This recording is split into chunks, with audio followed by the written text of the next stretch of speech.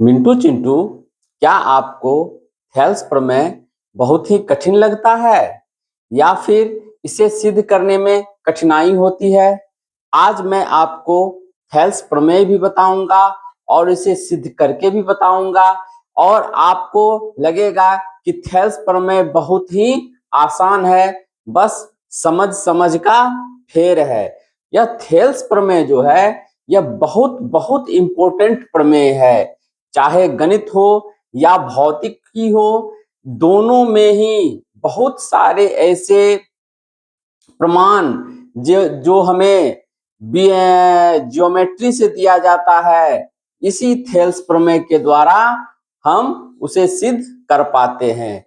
जैसे गणित में पाइथागोरस प्रमेय हो, भौतिकी में आपको जो है प्रतिबिंब दूरी, वस्तु दूरी और फोकस दूरी के बीच जो संबंध हम स्थापित करते हैं, कहीं ना कहीं उसमें थेल्स प्रमेय यानी कि आधारभूत समानुपातिकता प्रमेय का योगदान रहता है। यानी कि यह जो है थेल्स प्रमेय जो है यह गणित का बेस कहा जाए तो कोई अतिशयोक्ति नहीं होगी। अब हम आते हैं कि इस थेल्स प्रमेय में है क्या। ये थेल्स प्रमेय जो है यानी कि ये जो आधारभूत समानुपातिकता प्रमेय है, इसमें है क्या कि कोई भी त्रिभुज उसकी अगर किसी एक भुजा के समानांतर एक रेखा खींची जाए, समानांतर एक रेखा खींची जाए जो शेष दो भुजा को भिन्न भिन्न बिंदुओं पर प्रतिच्छेदित करती हो, तो वह जो रेखा है अन्य दो भुजाओं को एक ही अनुपात में विभाजित करती है। तो वह जो समानांतर रेखा है अन्य दो भुजाओं को एक ही अनुपात में विभाजित करती है। अब देखिए कैसे ये थेल्स प्रमेय हम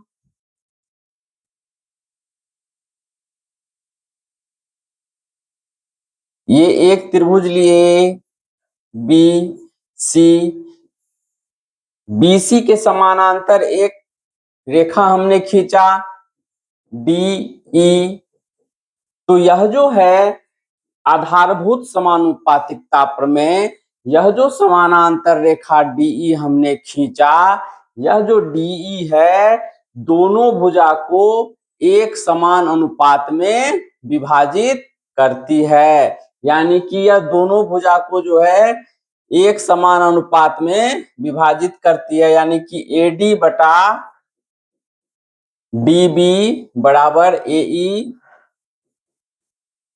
एई बटा ईसी, ये दोनों को एक समान अनुपात में विभाजित करती है।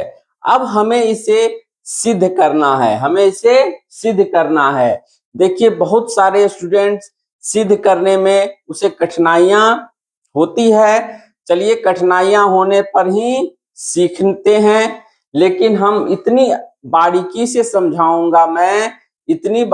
समझाऊंगा कि आपको कोई भी कठिनाइयां नहीं होंगी।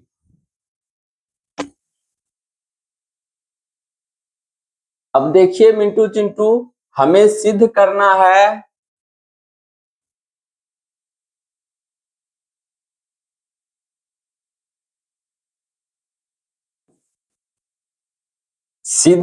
है कि एडी बटा डीबी बराबर एई बटा ईसी। ठीक है, अब देखिए सबसे पहले हम लोग रचना करते हैं। रचना क्या करते हैं कि ये बिंदु ई से जो है भुजा ए बी पर पहले लंब डालते हैं। क्या डालते हैं? लंब डालते हैं।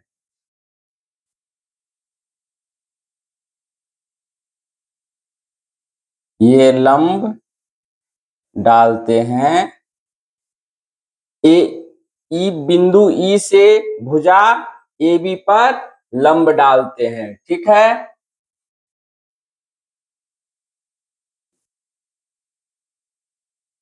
ए बी पर लंब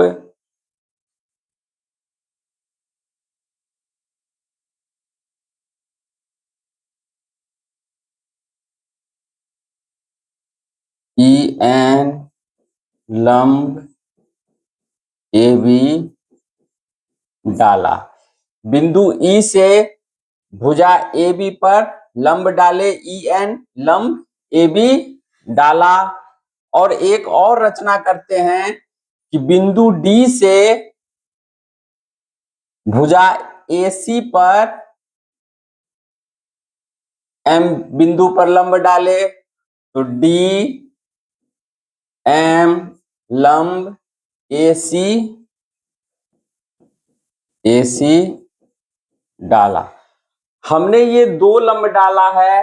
पहला लंब डाला है बिंदु ई से भुजा ए बी पर, दूसरा लंब डाला है बिंदु डी से भुजा ए सी पर। ठीक है, अब उसके बाद हम क्या करते हैं कि बी को ई से मिला देते हैं और पुनः डी को सी से मिला देते हैं तथा डी को ई से मिलाया और सी को डी से मिलाया।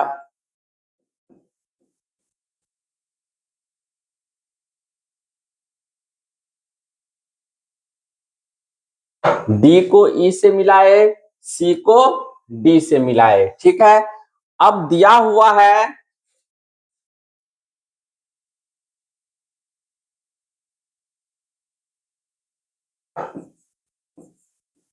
दिया हुआ है कि अब पहले से दिया हुआ है कि डी ई जो है समानांतर है बी सी के, डी ई समानांतर बी सी। ठीक है, अब देखिए हम त्रिभुज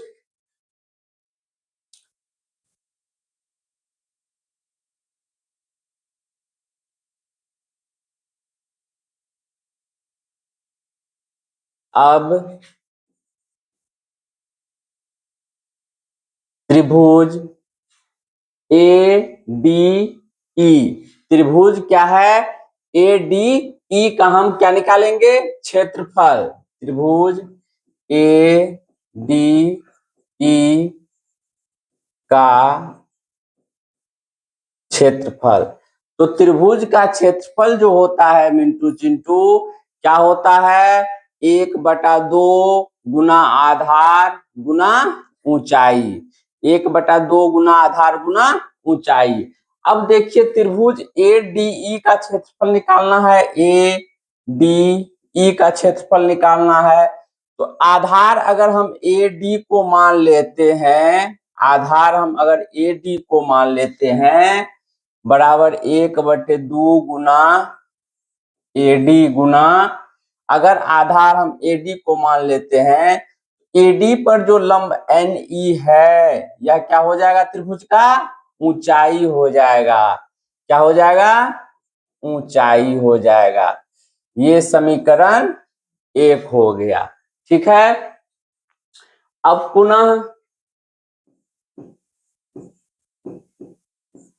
पुनः त्रिभुज, अब देखिए एक त्रिभुज है बी ई डी, ये त्रिभुज बी ई डी, ये त्रिभुज बी ई डी का क्षेत्रफल निकालना है।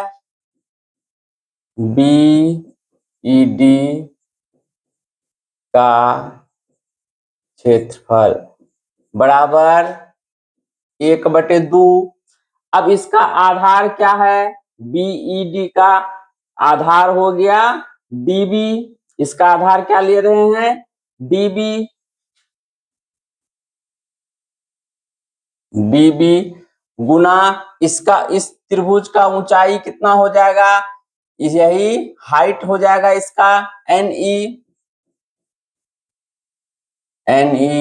ये समीकरण हो गया 2। पहला समीकरण में त्रिभुज एडीई का क्षेत्रफल लिए, दूसरा समीकरण में त्रिभुज बीडीई का क्षेत्रफल लिए। अब देखिए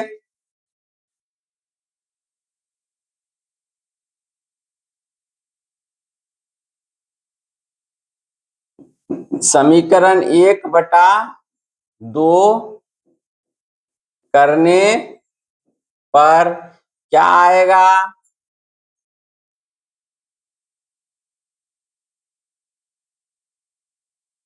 त्रिभुज एडीई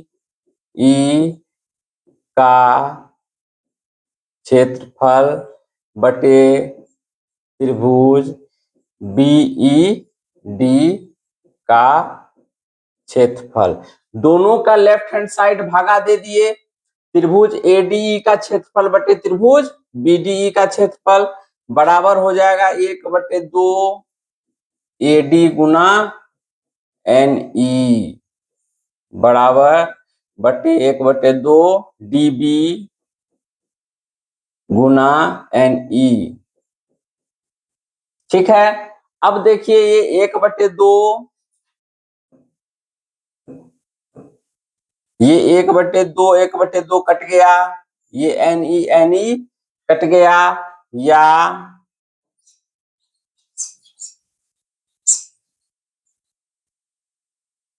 या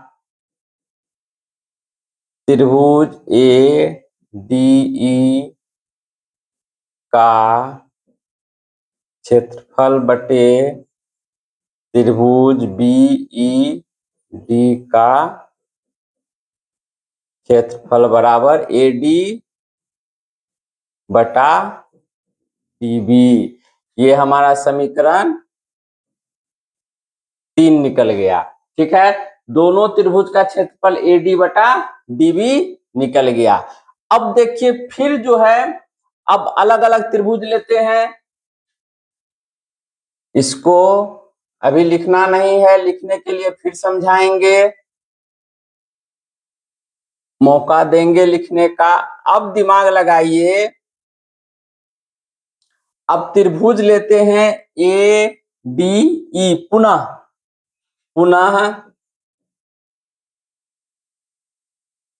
त्रिभुज ए डी ई का क्षेत्रफल। अब देखिए पहले ए डी ई का क्षेत्रफल लिए थे तो आधार माने थे ए डी को और ऊंचाई माने थे एन ई को। अब जो ए डी ई का क्षेत्रफल लेंगे आधार मानेंगे ए ई को। आधार किसको मानेंगे मिंटू चिंटू?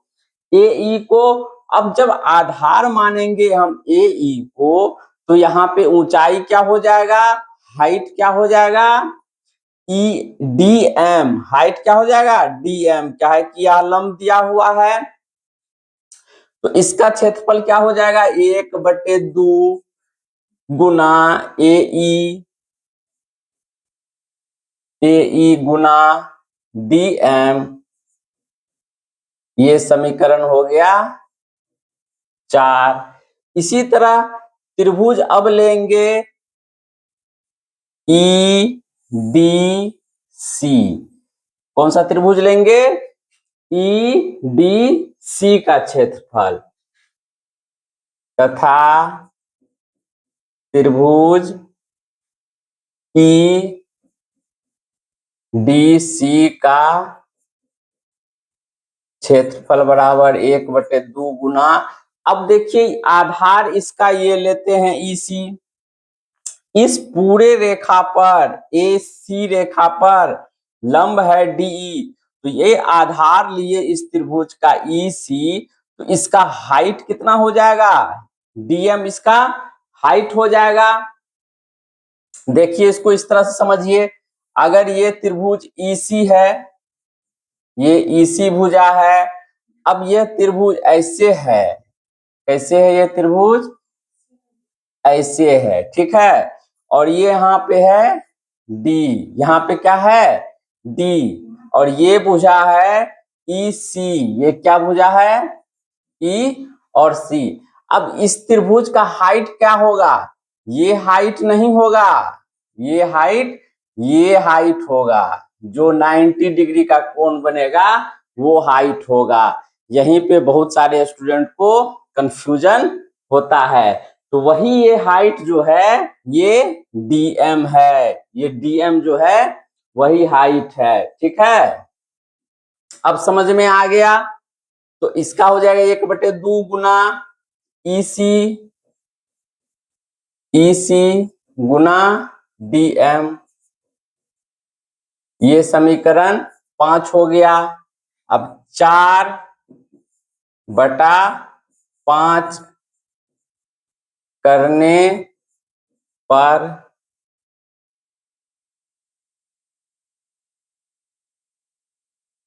समीकरण 4/5 करने पर क्या हो जाएगा? त्रिभुज ए डी ई का क्षेत्रफल बटा त्रिभुज ईडीसी का क्षेत्रफल बराबर क्या हो जाएगा? 1/2 गुना ए गुना डीएम बटा 1/2 गुना ईसी गुना डीएम। ठीक है, अब देखिए ये 1/2 कट गया, ये डीएम कट गया, बराबर क्या हो जाएगा? ए बटा ईसी। ये समीकरण हमारा निकल गया छठा। ठीक है, अब सबको भूल जाना है, ये तीसरा समीकरण और छठा समीकरण को ध्यान में रखना है। अब देखिए तीसरा समीकरण में क्या है? त्रिभुज ए डी ई का क्षेत्रफल। अब छठा समीकरण के लेफ्ट हैंड साइड देखिए त्रिभुज ए डी ई का क्षेत्रफल, यानी कि इसका जो अंश है दोनों सेम है, एक ही त्रिभुज है। अब दोनों का हर देखते हैं। यहां है त्रिभुज ईडीसी का क्षेत्रफल और यहां है त्रिभुज बीईडी का क्षेत्रफल। अब इस दोनों त्रिभुज को देखते हैं। पहले देखते हैं त्रिभुज ईडीसी। त्रिभुज ये ई हो गया, ये डी हो गया, ये सी हो गया। एक त्रिभुज ये है, इसका क्षेत्रफल, और एक त्रिभुज है बीईडी का क्षेत्रफल। एक त्रिभुज है बी डी ई का क्षेत्रफल। अब देखिए इस दोनों क्षेत्रफल में क्या समानता है? क्या यह दोनों त्रिभुज का क्षेत्रफल इक्वल है? इक्वल होगा। अगर यहाँ इक्वल हो जाएगा तब तो बल्ले बल्ले, अगर इक्वल नहीं होगा तो सब गड़बड़ हो जाएगा। अब देखिए हम जानते हैं कि अगर दो रेखा समानांतर होगा, दो रेखा एक दूसरे के समानांतर होगा, इसका हाइट यहाँ मेजरमेंट कीजिए, यहाँ कीजिए, यहाँ कीजिए, यहाँ कीजिए या यहाँ कीजिए, कहीं भी कीजिए, दोनों के बीच की दूरी क्या होगी? समान होगी। यानी कि अगर दोनों के बीच की दूरी को हम हाइट मानते हैं तो दो समानांतर रेखा के बीच का हाइट कहीं भी हम नापेंगे तो क्या होगा? समान होगा। और त्रिभुज का क्षेत्रफल हम लोग जाने हैं कि त्रिभुज का क्षेत्रफल होता है 1/2 गुना आधार गुना ऊंचाई। अब देखिए मिंटू चिंटू, इस दोनों त्रिभुज में एक त्रिभुज ये हो गया, एक दूसरा त्रिभुज ये हो गया। इस दोनों त्रिभुज में अगर एक आधार हम मान लिए डीई, एक आधार हम क्या मान लिए? डीई, और दोनों त्रिभुज है दो समानांतर रेखा के बीच में स्थित है। दोनों त्रिभुज दो समानांतर रेखा के बीच में स्थित है। इस दोनों त्रिभुज का ऊंचाई एक समान होगा? होगा ना? क्यों? क्योंकि इस दोनों समानांतर रेखा के बीच का हाइट जो है कहीं भी होगा बराबर होगा। तो इस दोनों त्रिभुज के जो है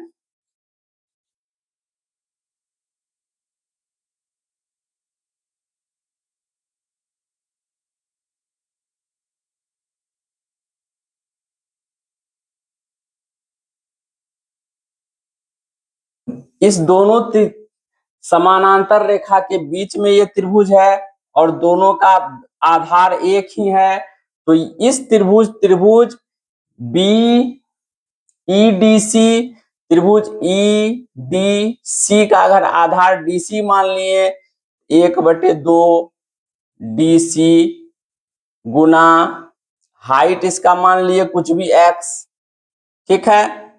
अब इस त्रिभुज में लेते हैं बीईडी, त्रिभुज बीईडी, इसका भी आधार एक ही है डीई, 1/2 गुना डीई गुना इसका भी हाइट क्या हो जाएगा, x ही हो जाएगा।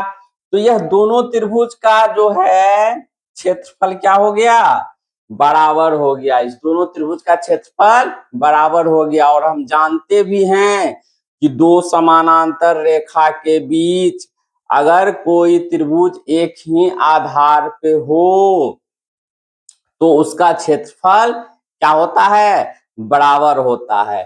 तो इस आधार पे त्रिभुज ईडीसी का क्षेत्रफल त्रिभुज बीईडी के क्षेत्रफल के बराबर हो जाएगा। इसलिए अब देखिए, जब ये दोनों ऊपर का बराबर है और नीचे का भी क्या हो गया, बराबर हो गया, तो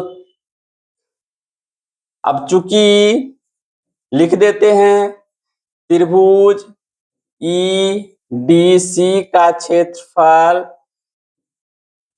बराबर त्रिभुज बी ई डी का क्षेत्रफल बराबर है, तो इस आधार पे समीकरण 3 समीकरण 6 के बराबर होगा। अतः समीकरण 3 इक्वल टू समीकरण 3 का जो है लेफ्ट हैंड साइड समीकरण 6 के लेफ्ट हैंड साइड के बराबर होगा।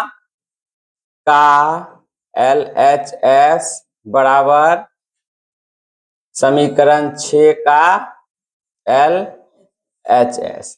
जब दोनों समीकरण का लेफ्ट हैंड साइड बराबर है तो राइट हैंड साइड क्या होगा, बराबर होगा।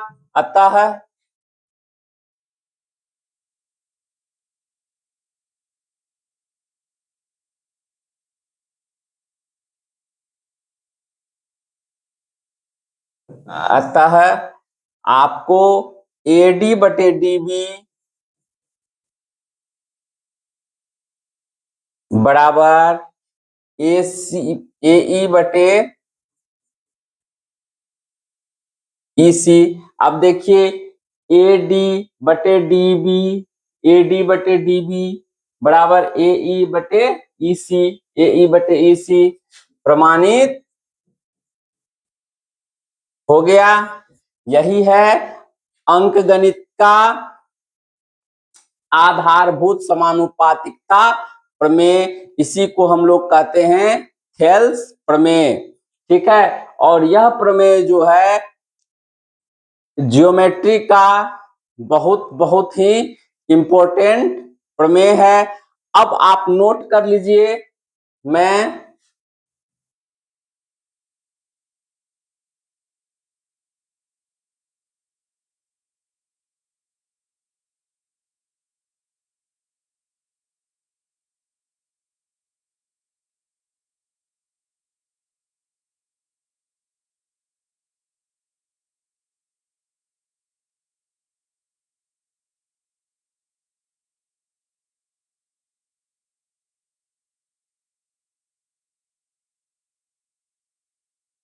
देखिए थेल्स प्रमेय, थेल्स थ्योरम, आधारभूत समानुपातिकता प्रमेय, बेसिक प्रोपोर्शनलिटी ऑफ थ्योरम। यह थ्योरम कहता है कि यदि किसी त्रिभुज की एक भुजा के समानांतर अन्य दो भुजाओं को भिन्न भिन्न बिंदुओं पर प्रतिच्छेद करने वाली रेखा खींची जाए तो ये अन्य दो भुजाएं एक ही अनुपात में विभाजित हो जाती है।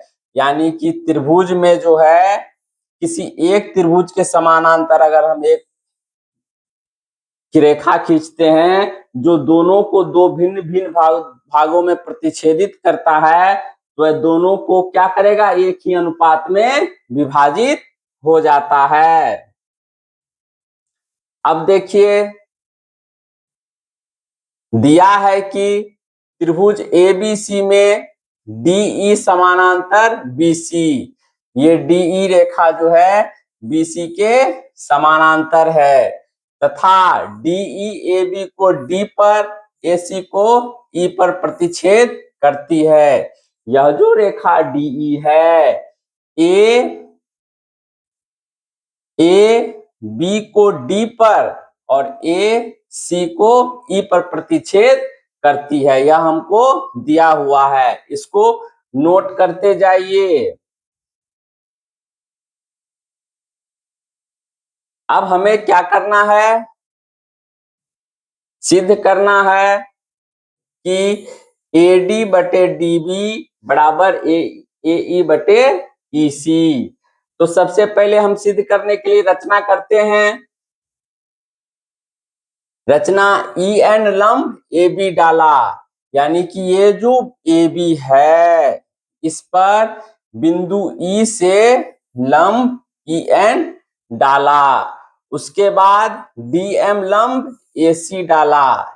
यह जो भुजा ए सी है इसे बिंदु डी से लंब एम पर डीएम डाला, दो लंब हमको डाल दिए। उसके बाद बी को ई से और डी को सी से मिलाए, बी को हमने मिला दिया ई से और डी को मिला दिया सी से, ठीक है। अब देखिए त्रिभुज ए डी ई का सबसे पहले हम क्षेत्रफल निकालते हैं। त्रिभुज ए डी ई का क्षेत्रफल निकाले तो क्षेत्रफल 1/2 गुना आधार गुना ऊंचाई होता है।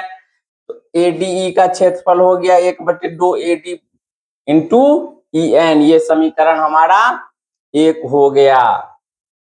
पुनः बीडीई का क्षेत्रफल निकाले 1/2 डीबी इंटू ई एन, ये समीकरण 2 हो गया। ये बी डी ई का कैसे निकाले हैं पहले हम बता दिए हैं। अब देखिए समीकरण 1/2 करने पर एडीई का क्षेत्रफल बटा बीडीई का क्षेत्रफल बराबर 1/2 AD into E N, 1/2 DB into E N. इस क्षेत्रफल का हमें निकल गया एडी बटे डीबी, इसको समीकरण 3 मान लिए, ठीक है। नोट करते जाइए मिंटू चिंटू। अब इसी तरह पुनः जो है त्रिभुज एडीई का क्षेत्रफल पुनः निकालना है। एडीई का क्षेत्रफल, तो ए डी ई का क्षेत्रफल पहले बेस माने थे एडी को, अब बेस मानेंगे ई ए ई को, ठीक है। अब जब ए और ई को बेस मानेंगे तो इसका परपेंडिकुलर क्या हो जाएगा, डीएम, 1/2 आधार गुना ऊंचाई 1/2 ए इंटू डीएम, तथा त्रिभुज सीईडी का क्षेत्रफल निकाल लेंगे। सी डी ई का क्षेत्रफल निकालेंगे,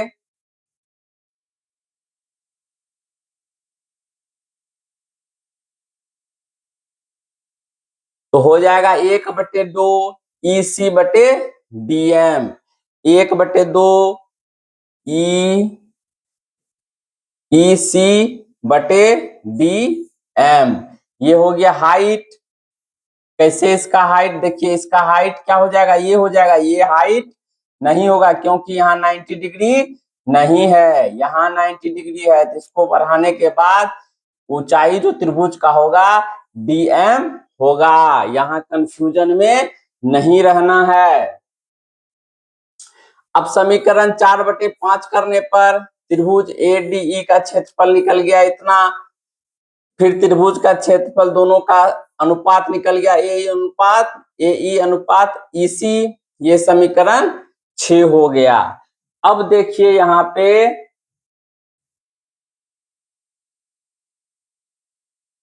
चूंकि त्रिभुज बीडीई तथा त्रिभुज सी डी एक ही आधार डीई, ये एक आधार हो गया डीई, तथा समांतर रेखा डीई और बीसी के बीच अवस्थित है। एक समानांतर रेखा डीबीई हो गया, दूसरा समानांतर रेखा बीसी हो गया, इस दोनों के बीच अवस्थित है और आधार एक ही है। तो इस दोनों के बीच का हाइट सेम होगा, इसलिए त्रिभुज बीडीएफ का क्षेत्रफल बराबर त्रिभुज सीईडी का क्षेत्रफल। क्यों? क्योंकि 1/2 गुना आधार गुना ऊंचाई होता है त्रिभुज का क्षेत्रफल। ठीक है, तो आधार भी सेम है, ऊंचाई भी सेम है, 1/2 तो सेम है ही। तो जब तीनों चीज सेम है तो दोनों त्रिभुज का क्षेत्रफल क्या होगा? सेम ही होगा। अब जब दोनों त्रिभुज का क्षेत्रफल सेम है तो समीकरण ये 7 हो गया। 7 का मान 6 में अगर रखते हैं तो त्रिभुज ए डी ई का क्षेत्रफल बटे त्रिभुज बी डी ई का क्षेत्रफल बराबर ए सी ए ई बटे ई सी, ये समीकरण 8 हो गया। अब समीकरण 3 तथा 8 से दोनों समीकरण का LHS क्या है? बराबर है। दोनों समीकरण का लेफ्ट हैंड साइड क्या है? बराबर है। तो जब दो समीकरण का लेफ्ट हैंड साइड बराबर होगा तो राइट हैंड साइड भी बराबर ही होगा, इसलिए एडी बटे डीबी बराबर एई बटे ईसी, ये हो गया प्रमाणित। तो कितना आसानी से प्रमाणित हो गया ये थेल्स प्रमेय। ये सब प्रमेय का जो है एक तरह से आधार है, इसीलिए इसको बेसिक प्रोपोर्शनलिटी थ्योरम भी कहा जाता है, आधारभूत समानुपातिकता प्रमेय भी कहा जाता है। हम फिजिक्स में अगर दर्पण पढ़ेंगे तो उसमें जो प्रतिबिंब दूरी है, वस्तु दूरी है, फोकस दूरी है, इसके बीच संबंध निकालना हो, आवर्धन निकालना हो या पाइथागोरस प्रमेय को सिद्ध करना हो, सब में कहीं ना कहीं इसका उपयोग हमें करना पड़ता है। इसीलिए यह थेल्स प्रमेय जो है मिंटू चिंटू, यह very very very very important theorem है। अब कहीं इसमें आपको दिक्कत नहीं होगी, इसे आप अच्छी तरीके से नोट कर लीजिए।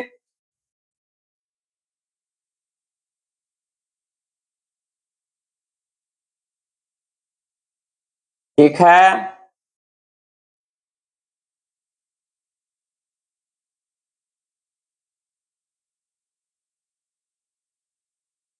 बहुत बहुत धन्यवाद।